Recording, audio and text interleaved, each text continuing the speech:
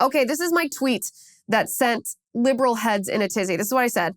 Absent father, mother addicted to drugs, sent to live with grandmother, loner, isolated by lockdowns, aggressive, fights in school, self-harm, violent video games, unrestricted internet access, no friends, just online chats, no church. Broken families are the problem, not guns. That was my tweet. I didn't even include the dead cats because we didn't know about the dead cats yet. We didn't know about the bag of murdered felines that he was gritting about holding up in a photograph, in a video, before he committed this atrocity, this mass shooting. And like I said, this tweet isn't particularly controversial. It's pretty obvious, right? It's like we talked about last week. There is evil. Evil exists. And whether or not you acknowledge it, whether or not you acknowledge the spiritual battle that is raging in our country, good versus evil, evil does exist. And evil is coming for our children because children are not only vulnerable, children can be weaponized with evil to become revolutionaries for a leftist cause. So evil exists. Evil is coming for our children. And the best bulwark against evil, either corrupting vulnerable youth like this shooter or directly targeting our toddlers, our little children, our sweet 9, 10, 11-year-olds in school, like the 19 kids at Robb Elementary School.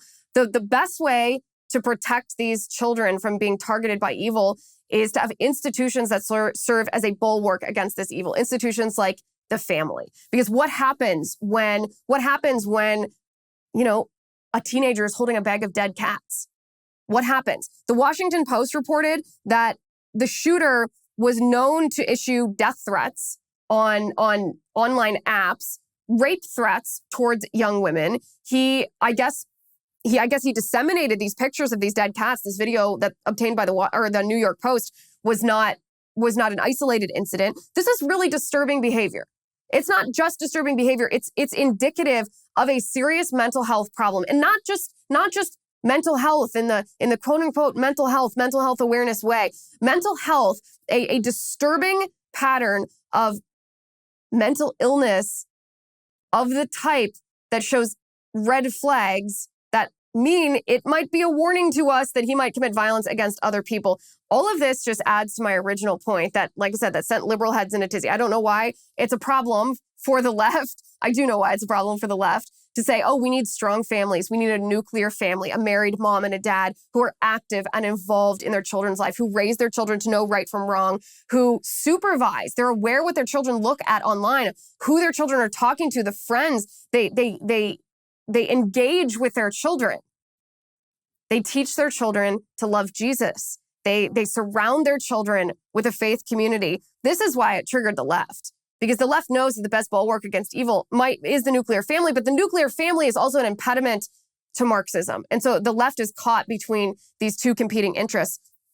But these dead cats just add to my point, because, or even the death threats and the threats of sexual assault and violence.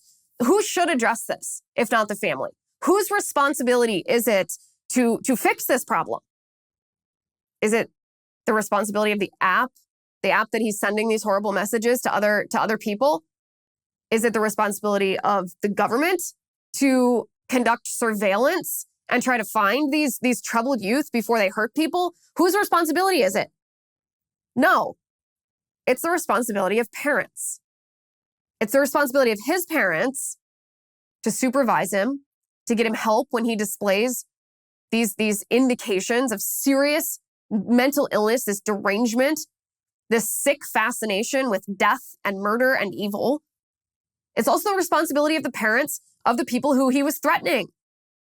Whether it's young women online, whether it's not friends, but online acquaintances that he's chatting with through applications. Where are these people's parents? Are they not supervising their teenagers' behavior? Of course, it's the responsibility of the family. The family, if present, should address this because it's violence. Before it's violence. And the family is the absolute best way to do this. Again, the left, this is not that controversial to say. It's pretty obvious, pretty common sense. I think we all agree on it.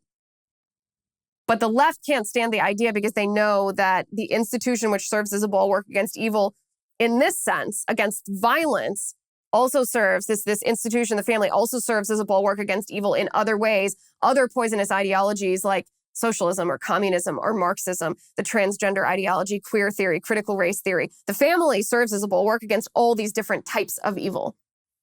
And of course, it's convenient for the left to have a weak nuclear family structure that does not serve as a bulwark against the evil that they want to bring, the evil that they want to indoctrinate our children with.